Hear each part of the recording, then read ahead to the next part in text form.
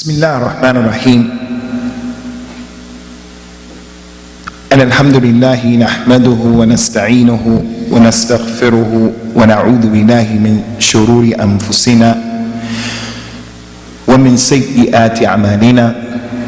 من يهده الله فلا مضل له ومن يضلل فلا هادي له.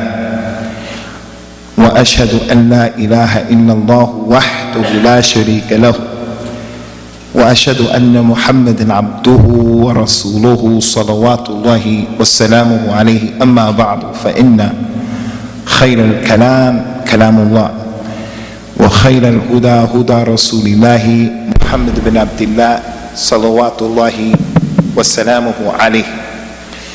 وشر الأمور محدثاتها، وكل محدثة بدعة، وكل بدعة ضلالة، وكل ضلالة في النار.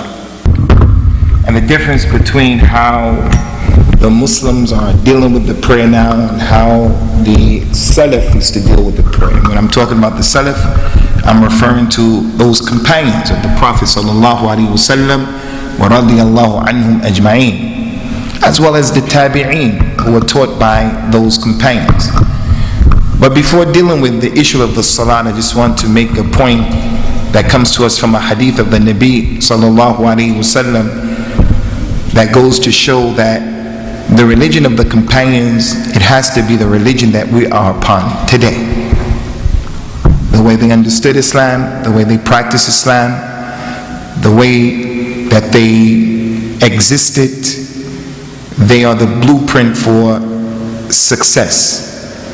There's an authentic hadith that the Prophet, he said sallallahu alaihi wasallam to his companions, Abu Bakr, Umar, Uthman, Ali, Ukasha, Bilal, Zayd, all of them were in the masjid. He told his companions, إنكم في زمان كثير علمائه قليل خطبائه من ترك عشر ما يعرف فقد ضل ويأتي على الناس من بعد زمان كثير خطبائه قليل علمائه من استمسك بعشر ما يعرف فقد اهتدى. This tremendous hadith shows us the disparity and the difference between the companions. Those companions were chosen divinely by Allah. They were a special group of people, just as our Nabi is Al-Mustafa Al-Mukhtar. Allah divinely chose him. He could have chose Abu Lahab, Abu Jahl. He could have chose Umayyah ibn Khalaf, La'natullah alayhim. He could have chose any of them to be the Nabi and the Rasul. They had some good qualities about themselves, but he chose Muhammad ibn Abdullah, the Yatim. So he is Mukhtar, Mustafa. Just as the Nabi was divinely chosen, his companions were divinely chosen. There had to be some special people who were with him in order to carry this message. It wouldn't have been appropriate for Abu Usamah to be there. Wouldn't have been appropriate for the people in the audience to be there, because if Islam was left up to us to carry it and to make the sacrifices that they made, then it doesn't appear that we're the type of people who are willing to make those sacrifices that they made. Like this masjid right now, this masjid, I'm sure that this masjid has some ongoing bills, responsibilities that we have in terms of the lights and the water and all of those issues. But sometimes it's very difficult for the administration, for an example, to get money and support from the community.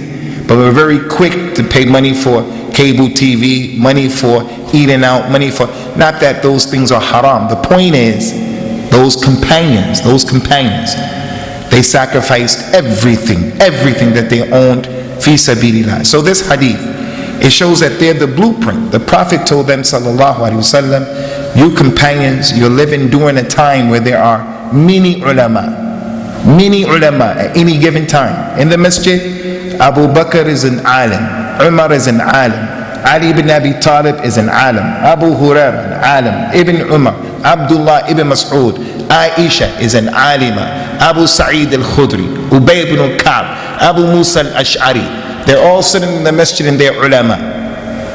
You live in the east of this city, he lives in the west, this one lives over there, and your neighbor is not just one scholar, you have multiple scholars you can go to from the companions.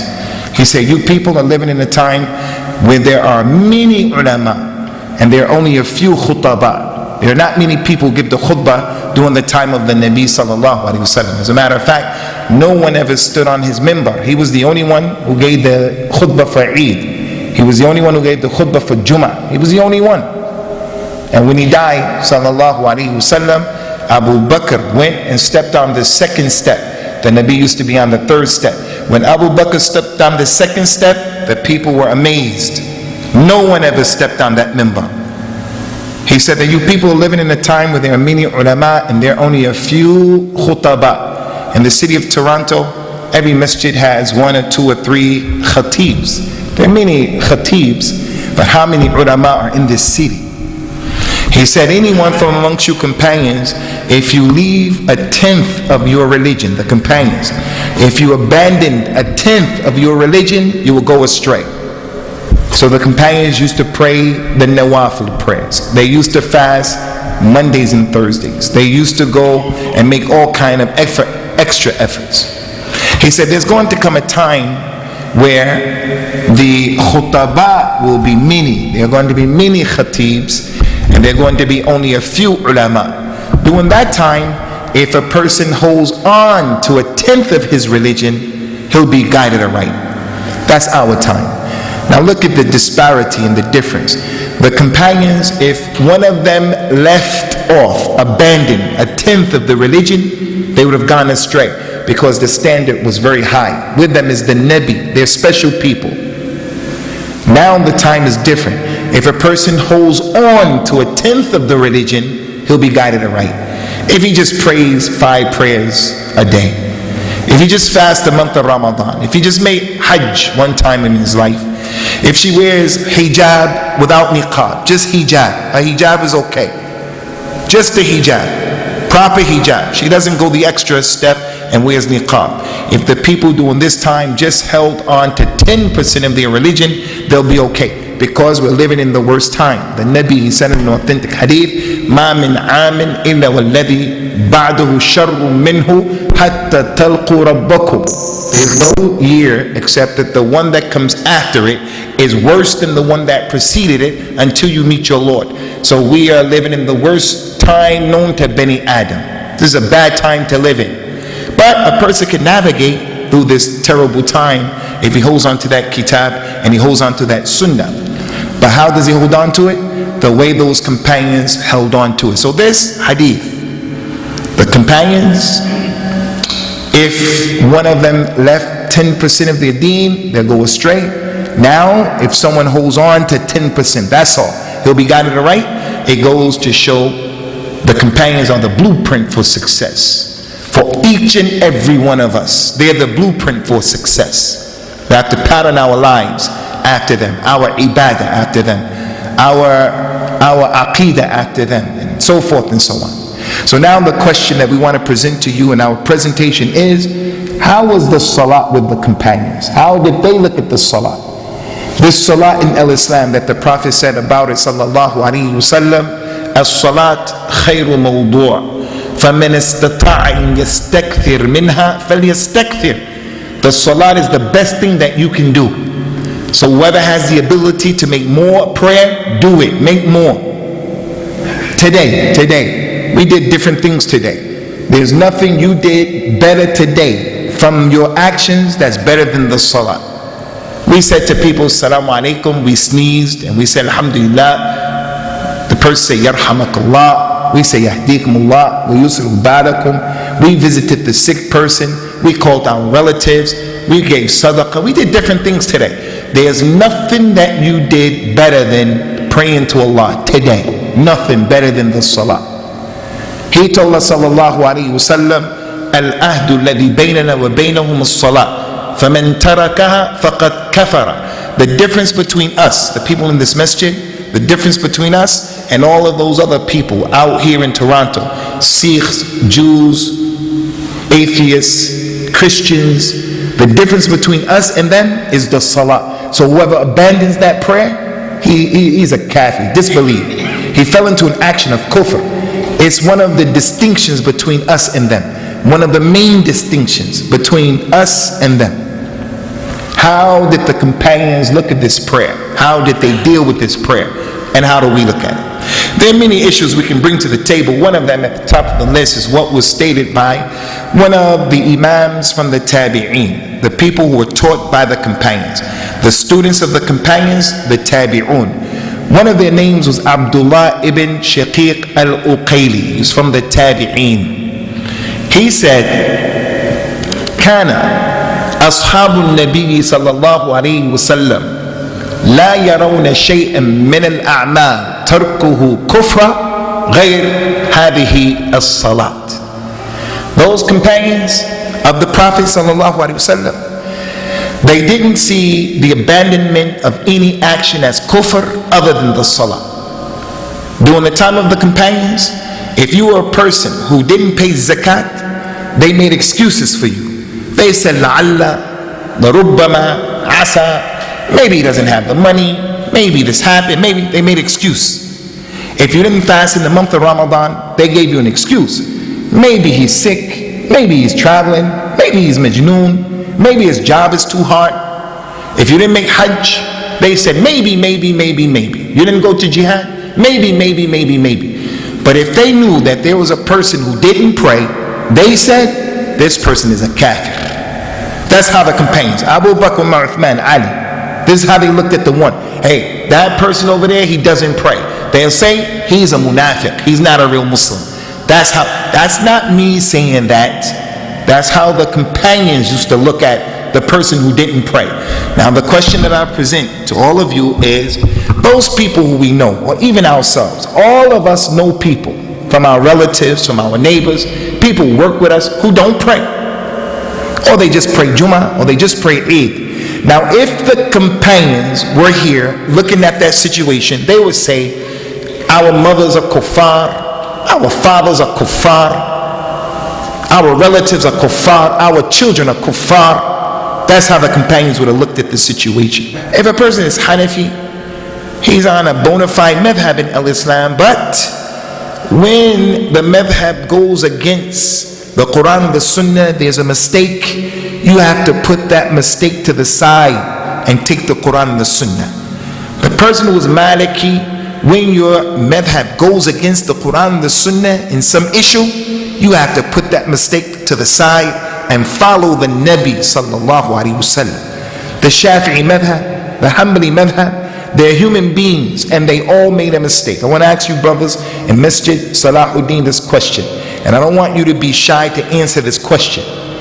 Who is the only human being from this ummah who doesn't make mistakes and he's ma'asum, he's infallible? Who's that person? Who's that person? The Prophet sallallahu alaihi wasallam. He's the only one. The only one who doesn't make mistakes, because he's been sent by Allah subhanahu wa ta'ala, and Allah mentioned about him in many ayahs of the Quran that he's been sent and the revelation was given to him. وَمَا يَنْتِقُ عَنَ الْهَوَىٰ إِنْ هُوَ إِلَّا وَحْيٌ يُوحَىٰ. This man, Ibrahim al-Nakhi, he taught the scholar who taught Abu Hanifa. Ibrahim al-Nakhi said about those people before, كانوا إذا أتوا الرجل ليأخذوا عنه العلم نظروا إلى صلاته وسمته وهديه. If one of those people in the past wanted to take knowledge from someone, before taking knowledge from the speaker, from the sheikh, before taking knowledge, they would come, they would find out where he is, and they would look at him, and they would look at his prayer. Did he pray like a chicken very quickly, go up and down? Or did he take his time when he prayed? When he prayed, was he looking around in the sky like this, looking at people when they're walking by? If you do like this, he'll wave back to you while he's praying. And they will look at his samt, the way he behaved. How was he in public? How was he dealing with the people? Was he loud? Was he aggressive? Was he truthful? And they will look at his hadi. They will look at what guidance was he upon. What was his way of worshiping? How was he? What was his guidance? Did he resemble the kuffar? Did he talk like the kuffar? Did he look like the kuffar? So the point is, Ibrahim al-Nakhi said, the first thing that they will look at is the prayer, the mechanics of the prayer. As for what's inside, That's between him and Allah. They will look, did he pray towards a sutra? Something that the Prophet commanded, and he told the people, لا يصلين أحدكم إلا إلى sutra. Whenever you pray, you must pray towards a sutra, even if you're by yourself, so that the jinn will respect that you're praying, even by yourself. It's what he used to do. Never ever prayed except that something was in front of him, sallallahu alaihi wasallam. They will look, did he do raf'ul yadayn? How did he read? How did he go down? How was his back? When the Prophet prayed, sallallahu alaihi wasallam, they said his back was straight. If you put a cup of water on his back, it will remain there. He wasn't like that. He wasn't like that. He didn't put his arms on the ground. He told the people, don't pray like the dog with your arms on the ground when you're in sajda. So many things to learn. He just didn't pray. He got on the minbar on the third step, and he prayed in front of the people. They were watching him and he was praying. Whenever he wanted to get sajda, make sajda, he would come down and make sajda, get up, and he would pray. Come down and make sajda. After he said, Assalamu alaikum wa rahmatullah, Assalamu alaikum wa rahmatullah, he said to all of those people, Abu Bakr, Umar, Uthman, Ali, Ukasha, Bilal, they were looking. He said to those people, Sallu kama ra'aytamuni usalli. Pray the way you just saw me praying. Pray the way you just saw me praying. Look at the benefits, ikhwani, of praying correctly. The Nabi told us, sallallahu alayhi wa sallam, man tawadda'a kama umira wa salla kama umira ghufira lahu ma taqaddama min dhanbi. Anyone who prays, he makes wudu the way he was told to make wudu, and he prays the way he was told to pray, he will be forgiven for his sins. So you can make wudu, and in making wudu, I wash under my arms, I take my finger and I do like this, I do this and go behind my neck like this and put it in here, and I do the wudu. But is that the wudu that I was commanded to make? That's the question. Was that the wudu that the Nabi told us to make? The revert comes to Islam, and we have them in this masjid. They're looking at us. This one over here is praying with his arms down. That one over here is praying like that. This one is doing this, he's doing that, and he doesn't know which one is the right way. You mean to tell me that after Salah was legislated, and the Prophet prayed in front of the people 5 times every day for a number of years, you mean to tell me that those companions didn't narrate to us exactly how he prayed? By the Lord of the Kaaba, they told us exactly how he prayed. It's your responsibility, my responsibility, to get a book and to learn yourself. And don't just rely on, I'm a Muslim and I've been praying all my life. That's not enough. You have to get a book and you have to read. Is the hadith authentic that's telling us how he prayed? When I became a Muslim, I was surrounded in the community by people from Pakistan, and I prayed according to the way that they taught me. But then as time went on, I came to know that a lot of what I was taught was cultural, and it wasn't what I can refer back to the Prophet's Salat sallallahu alaihi wasallam. Not that I'm against Pakistani people, no. If you were with people from Malawi, if you were with people from Egypt, if you were with people from Mali, you were people from the Sudan, it's the same issue. You're going to learn according to what those people are doing.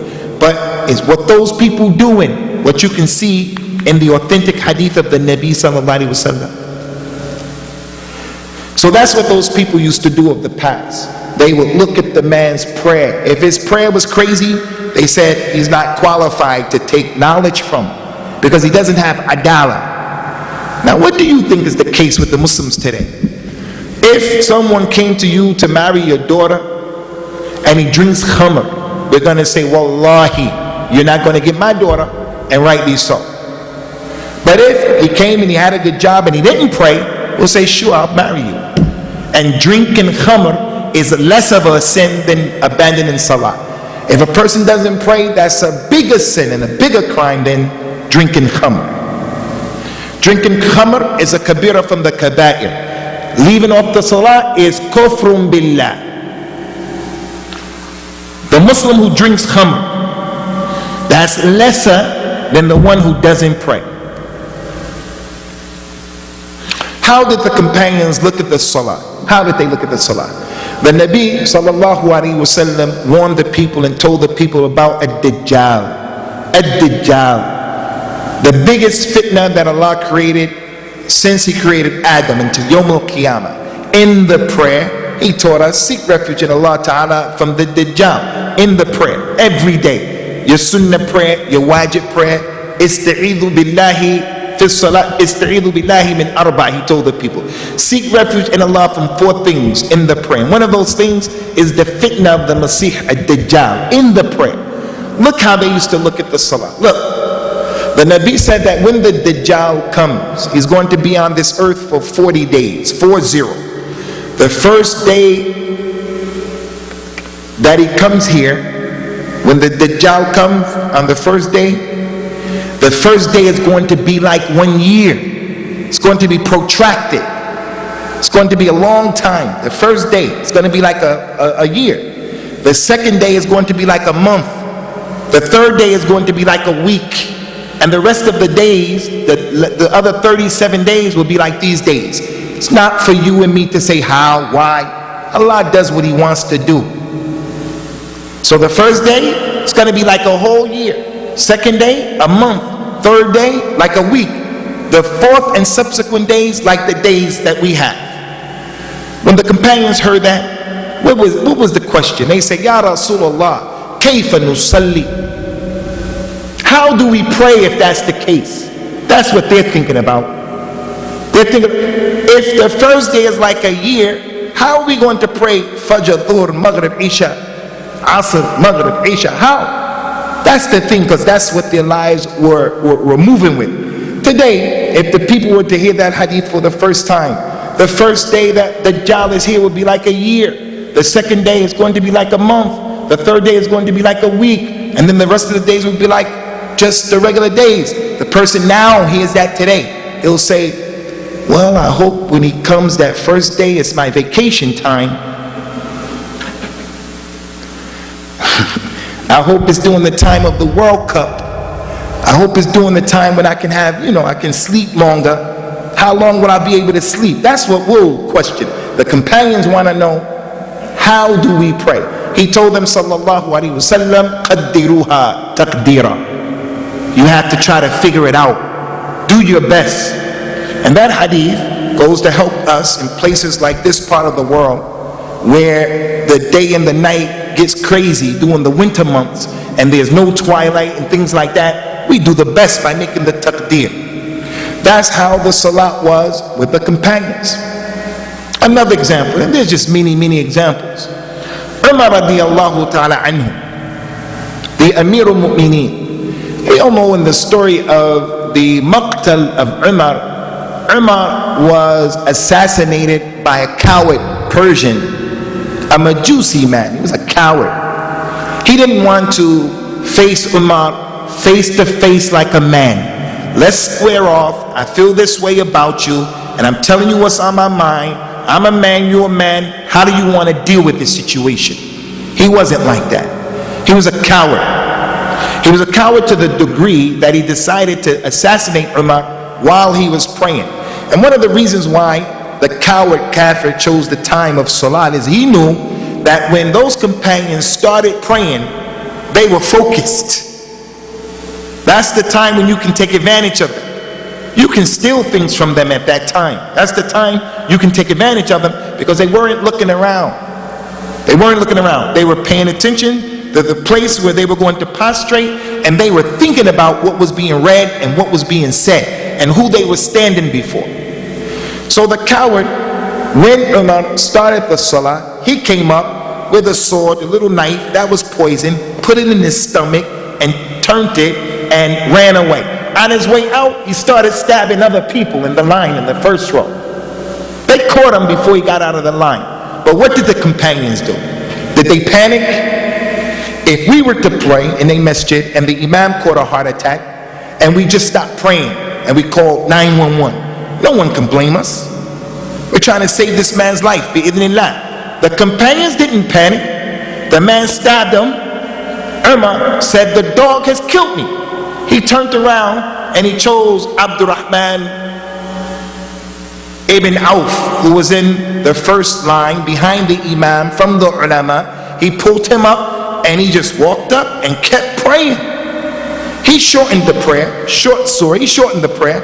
After the salat, Assalamu alaikum wa rahmatullah, Assalamu alaikum wa rahmatullah, they took the people who were killed, who were stabbed, to wherever they needed to go to be taken care of. So the first point here is, they didn't lose their minds. They continued that salah. When they took Umar to his house, they knew that Umar was a strong man. They thought that Umar was going to live. They gave Umar some milk. He drank that milk and the milk came out of his stomach. They said, this is it, he's going to die, he's going to check out. This is a sign the Arabs know. If what you eat or drink comes out of your intestines, you're done.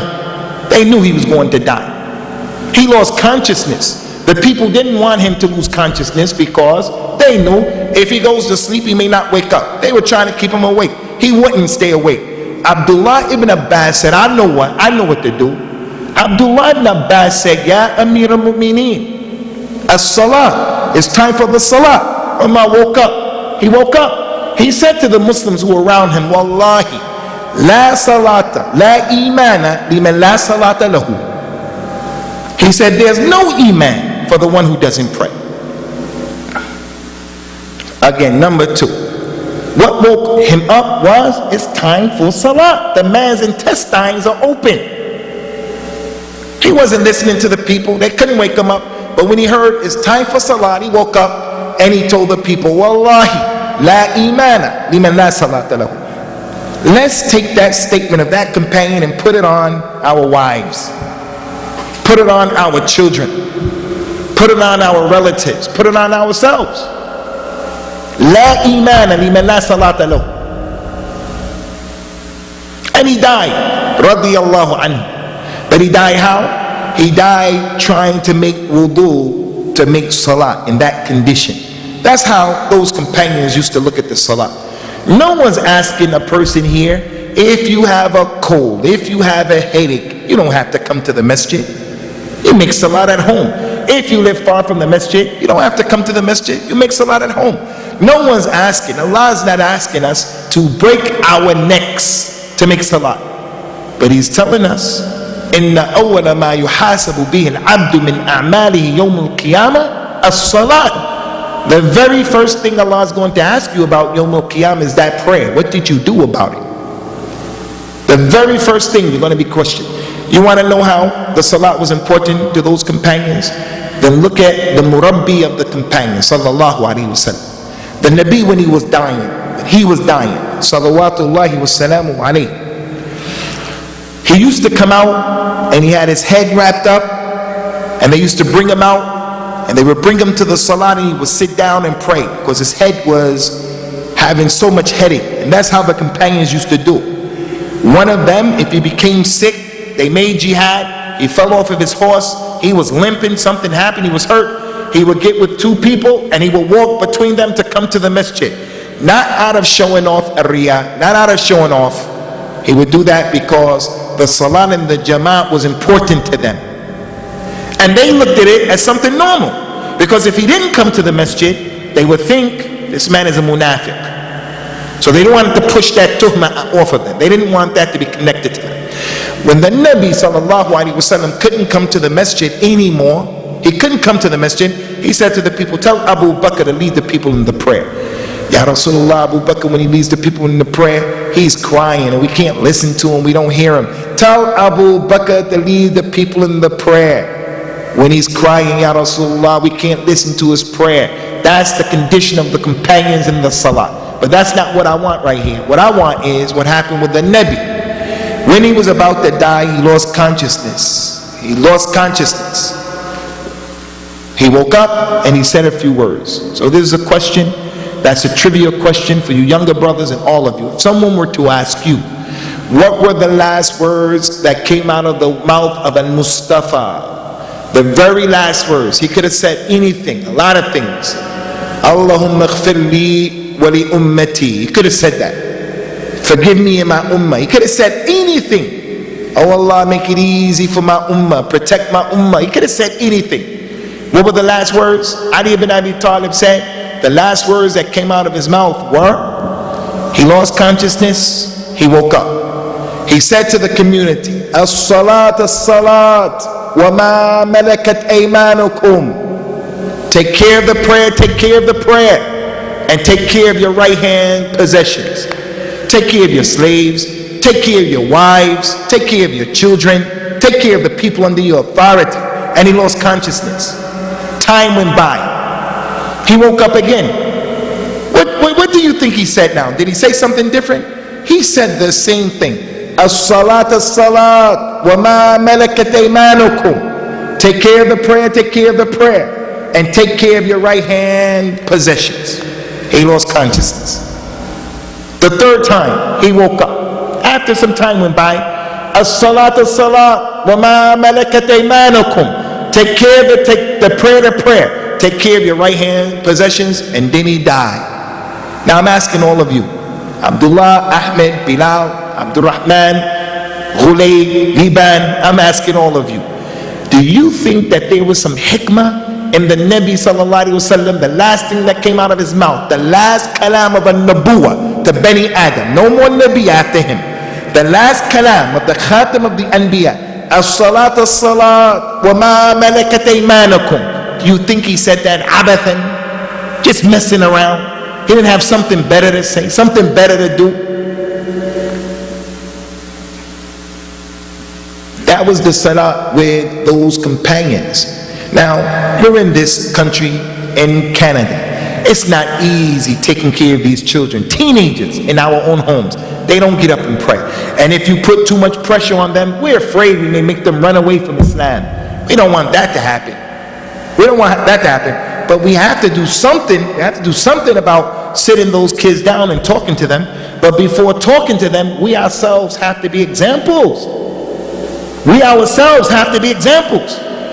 Those of us who have problems praying and we don't pray, one of the reasons is that's what we saw from our parents. They didn't put emphasis on the salah for us. So I didn't take it that seriously. Now that I'm a parent, I don't put that emphasis with my parent, with my children, and as a result, the pattern is going to continue. A vicious cycle. A vicious cycle.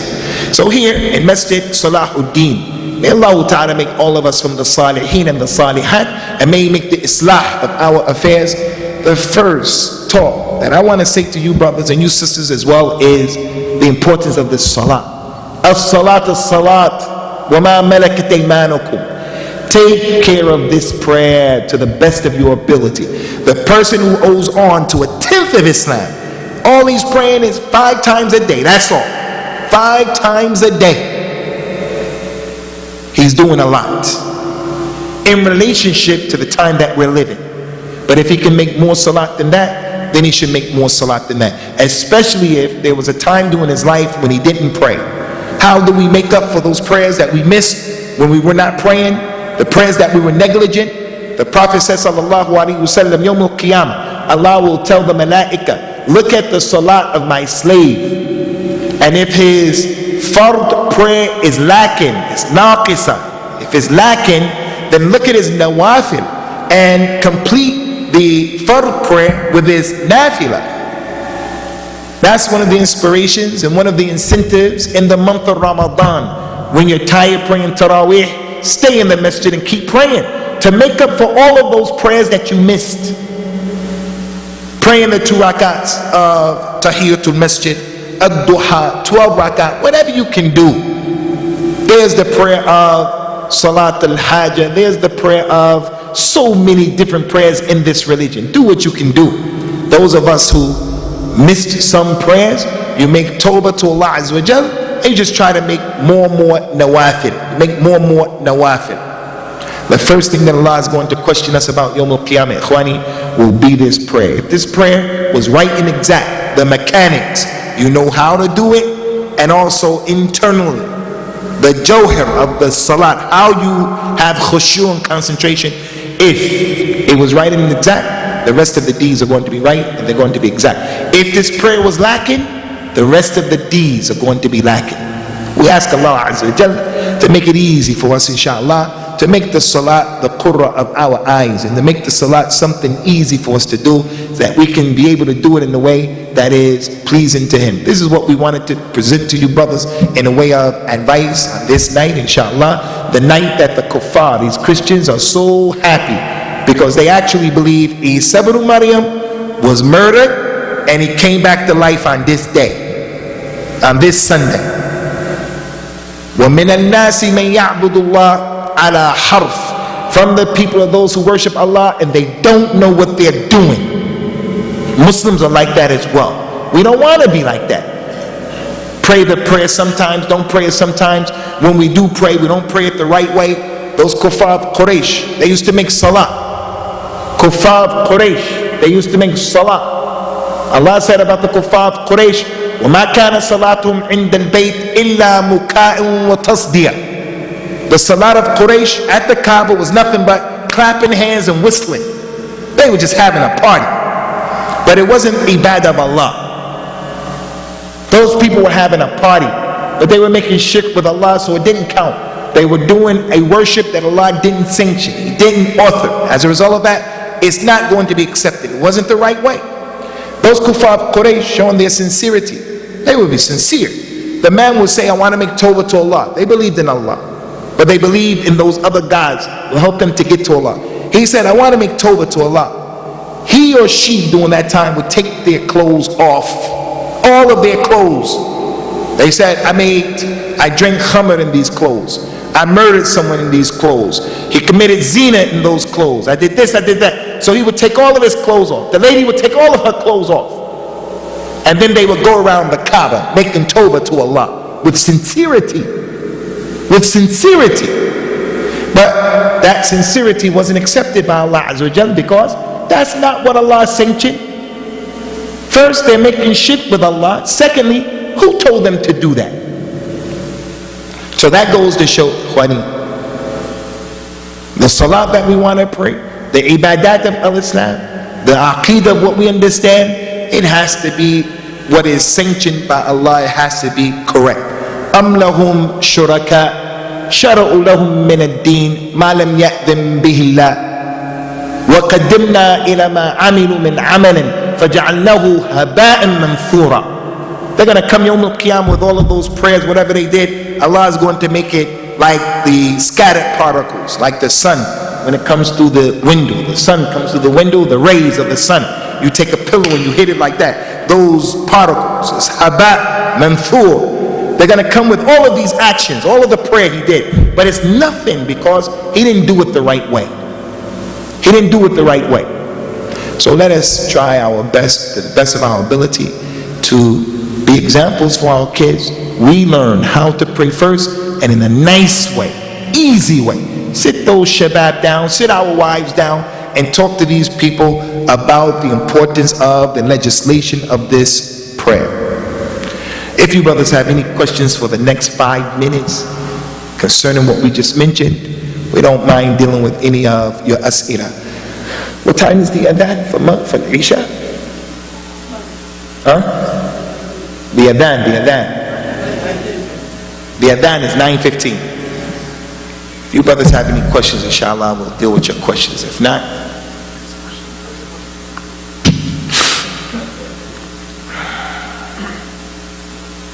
it's the fatwa about working for insurance companies and insurance brokers. No doubt insurance is from the kaba'ir in al-Islam. Riba is from the kaba'ir in al-Islam. It's not permissible to make this type of cooperation with people with riba. It's from the akbar al-kaba'ir in the deen of Allah Ta'ala, because it is devouring people's money with what is haram. وَلَا تَأْكُلُوا أَمْوَالَكُمْ بَيْنَكُمْ بِالْبَاطِلِ. Don't devour people's money the wrong way. I sell you something, I should sell you a product that doesn't have any faults with it. I can't sell you a defective product, and you can't give me money that's counterfeit. So with the issue of insurance, you're giving people money for something that may not even never happen. Car insurance, all of that insurance is haram. You're giving the man the money for something that didn't even happen. You went the whole year and you didn't have an accident. By which haqq is he getting your money? What service is he giving you?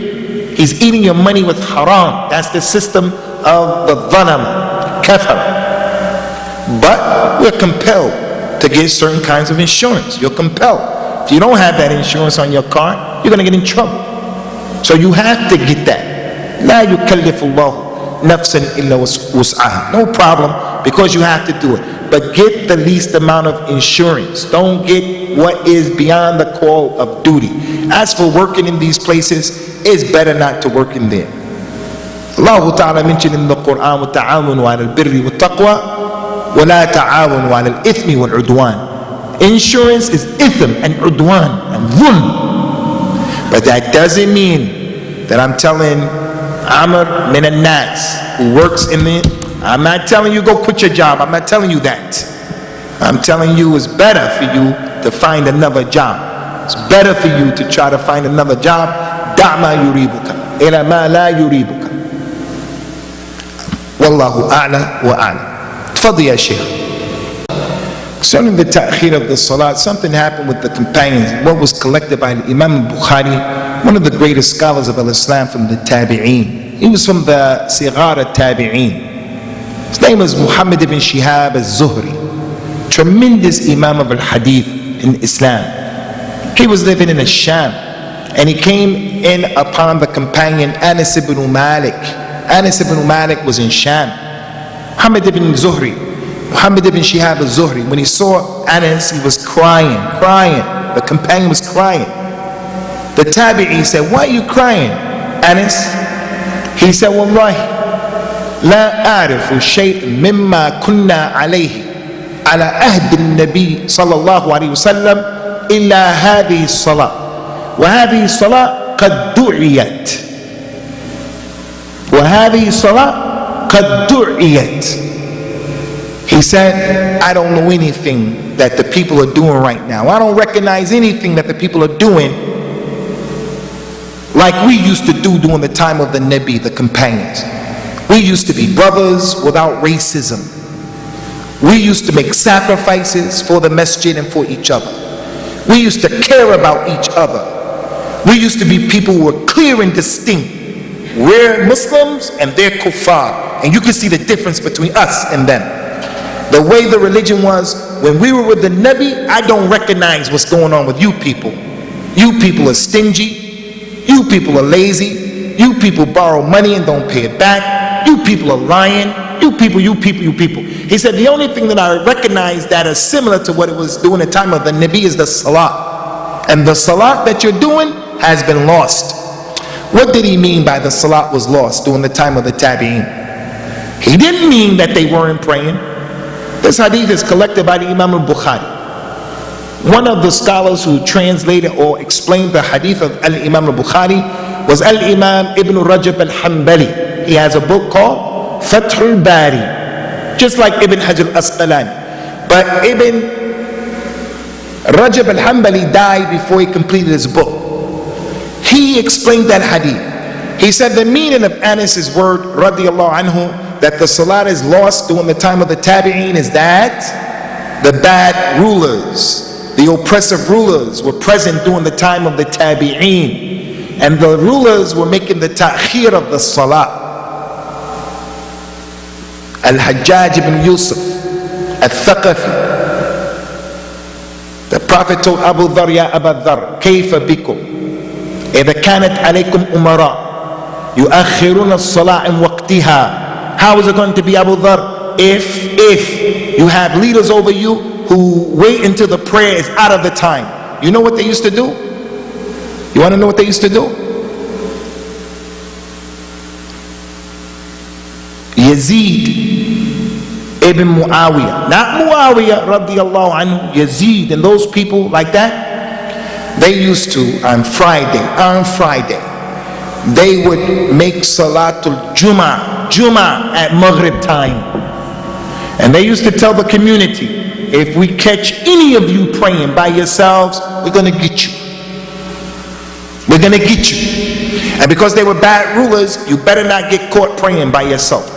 So Abu Dhar said, Ya Rasulullah, what should we do when those bad leaders come and they delay the prayer? What should we do? He said, pray the salah at its proper time. Salli salah li waqtiha. Thumma salliha ma'ahum takun laka nafila. Pray the salah when it comes in by yourself. And then when it's time to pray with them, you come out and you pray with those oppressive rulers, and it's a nafila for you.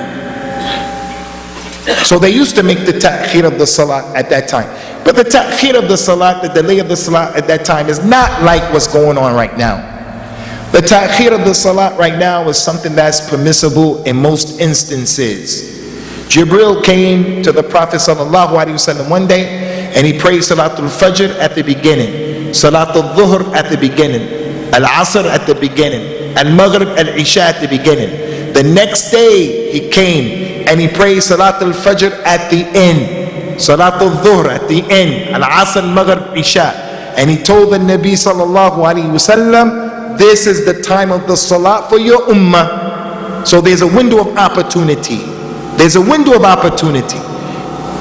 They asked him, Ya Rasulullah, ayyul amal ahabbur Allah? Qala salat ala waqtiha. The salat at the right time.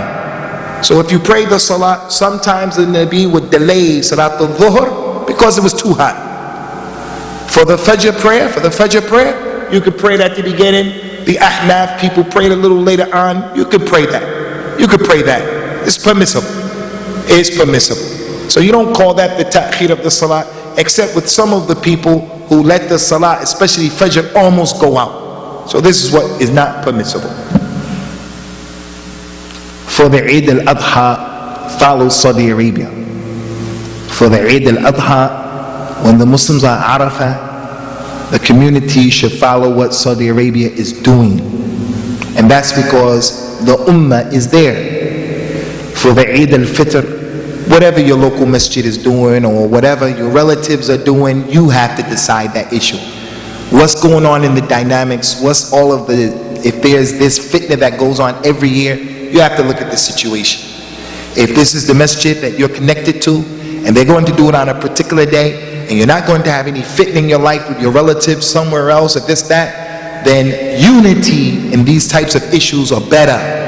The Nabi told us sallallahu alaihi wasallam, "Man taraka shay'an lillah, awadahu ma huwa khayru minhu." Anyone who leaves something for Allah, Allah will replace it with what is better than that he left. So I'm going to leave this thing for the sake of unity. This is a time where this unity can be accomplished, where I don't keep talking, I don't give my opinion. I think you guys should have followed Saudi Arabia. That's what I think. But our community, we started fasting after them. Okay, I'm going to fast with you guys. I'm not going to fast with them. So stay with the community. Stay with the community. Because the same ikhtilaf is something that the companions had. And they didn't fight each other, and it did not divide the community. Some of them were fasting a day where the others broke the fast. So it's not a big issue. It only becomes an issue, as Ali ibn Abi Talib said. He said, knowledge used to be like this. That's what knowledge used to be. It used to be like this. That's all. Ar-Rahman al-Arsh istawa. It used to be like this. When the companions heard that, they said, Allahu Akbar, al-Arsh istawa.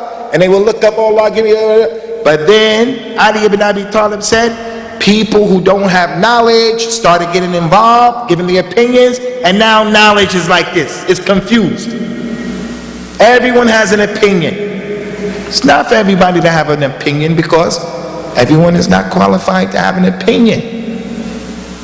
So in this issue of the Eid, don't you add on to the confusion with your opinion. Well, I think. That's the reason why people in responsible positions, they're going to be questioned in front of Allah. You follow them and you give advice, and that's it. Wallahu a'lam. We had this question, Ikhwani, that says both of those are permissible in Islam.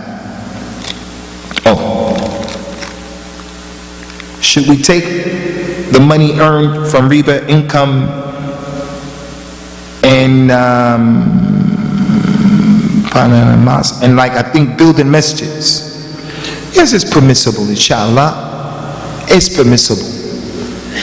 If a person is going to get riba in his savings, in his checking account, They're going to give him riba. They're going to give him a bonus for Christmas. They're going to give him some money, an Easter present, some extra money, $50 extra money because of Easter, Christmas. That's haram. You can't eat that. You can't use that.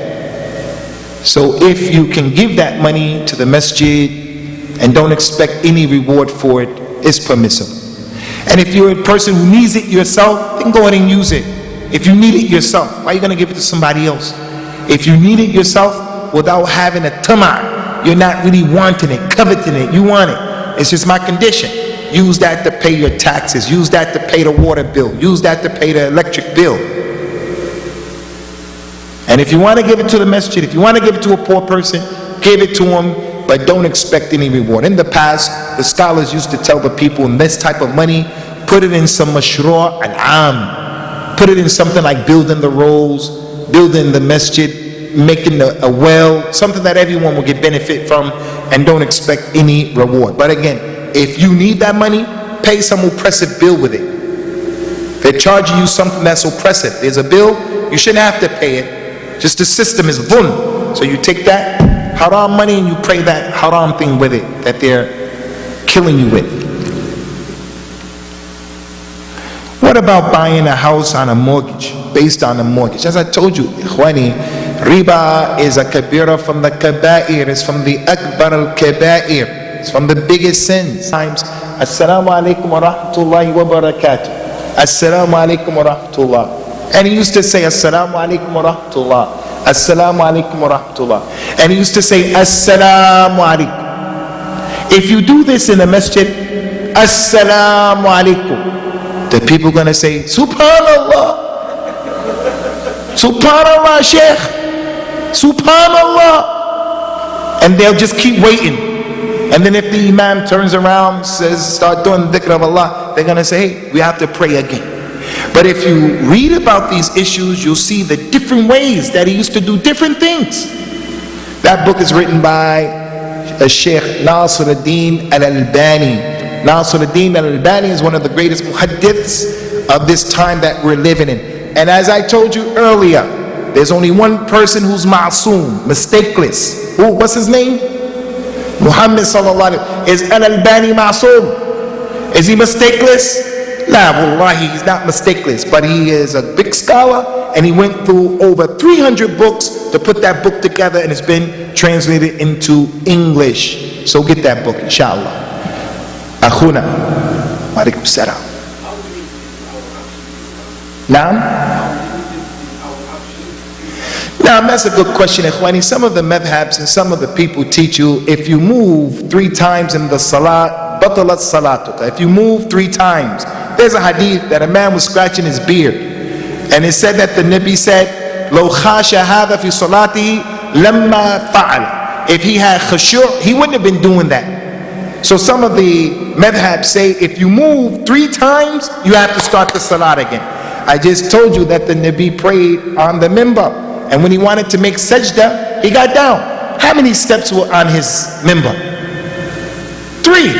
So he had to take 3 steps down and a step over and a step back up and 3 steps. That's more. He did that how many times? He allowed us while we're praying to kill the snake or the scorpion. If you're praying, you can kill the snake and keep praying. Or the scorpion if he's going to bother you. The Nabi was praying and Aisha came and knocked on the door. The Nabi sallallahu alaihi wasallam backed up to the door and opened up the door and walked back up and he kept praying. I don't tell you to do that. You're praying and you go downstairs and you make the tea and you make tea and come back upstairs. And you guys are laughing.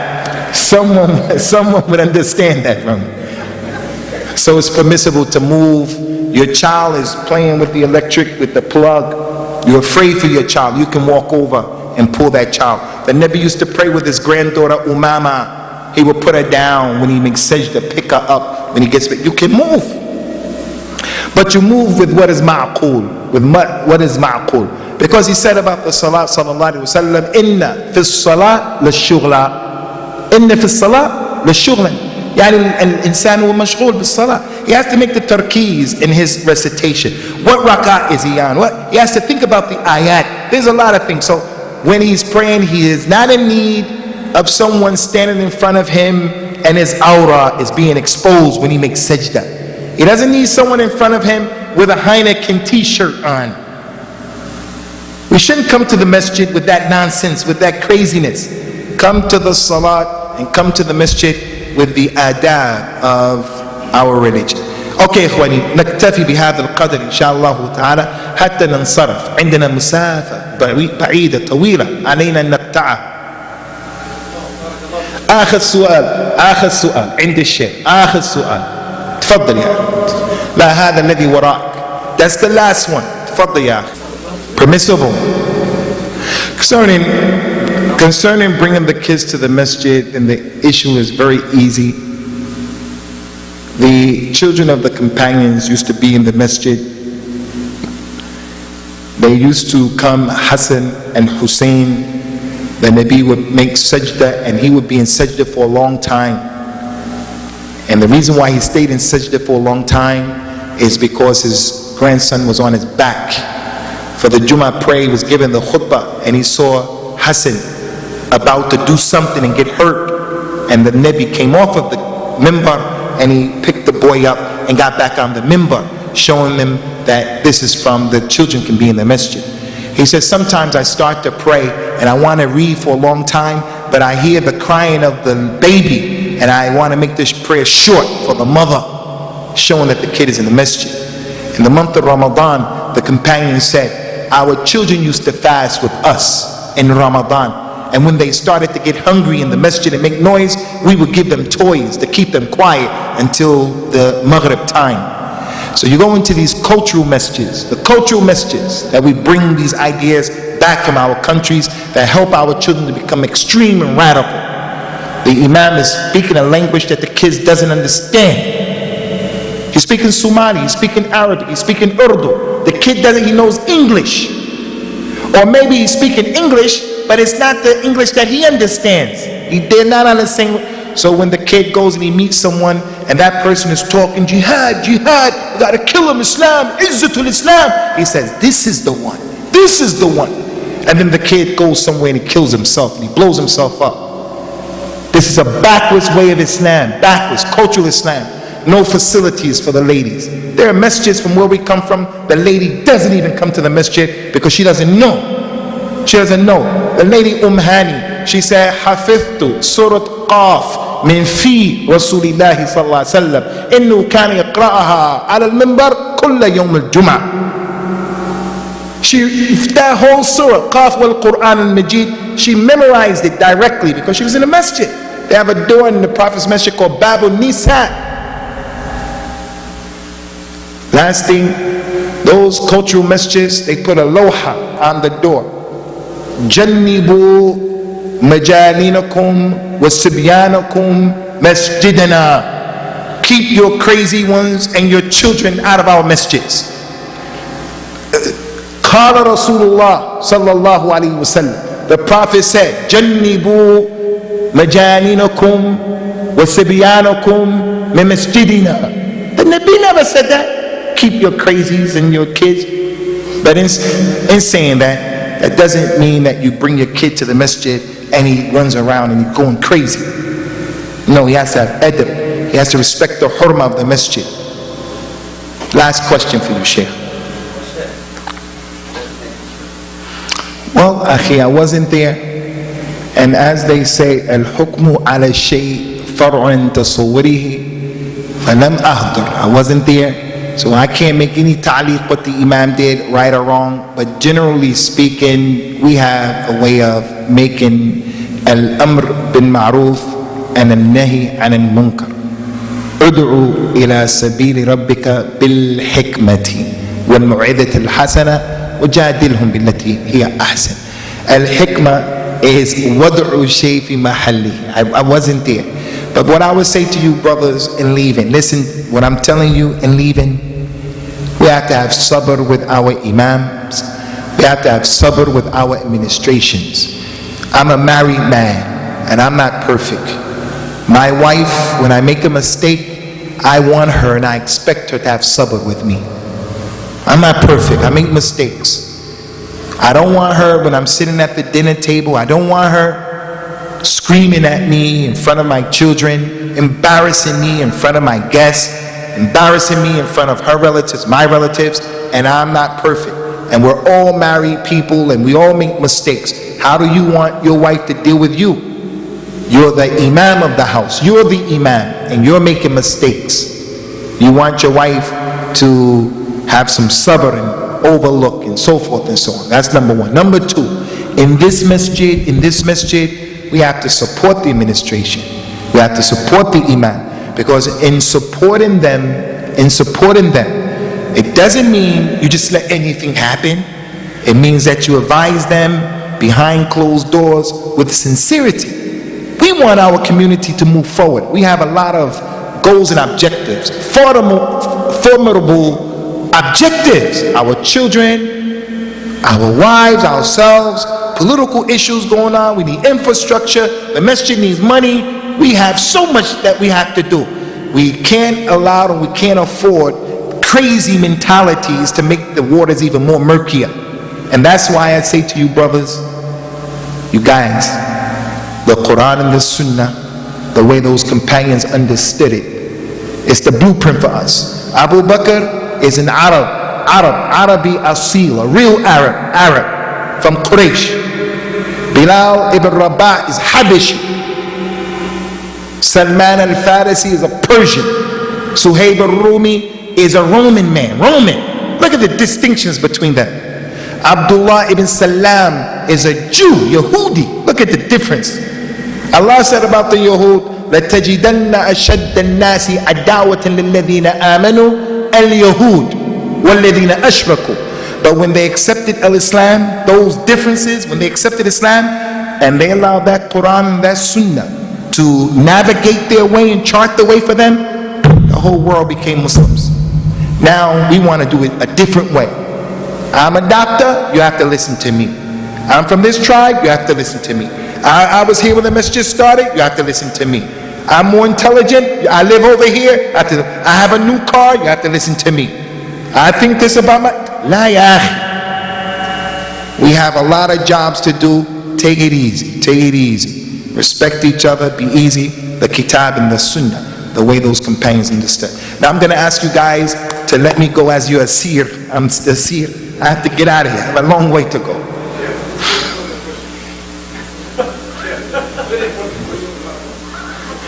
If he left the phone over there and the salat is going, and it's going on and on and on, what should he do?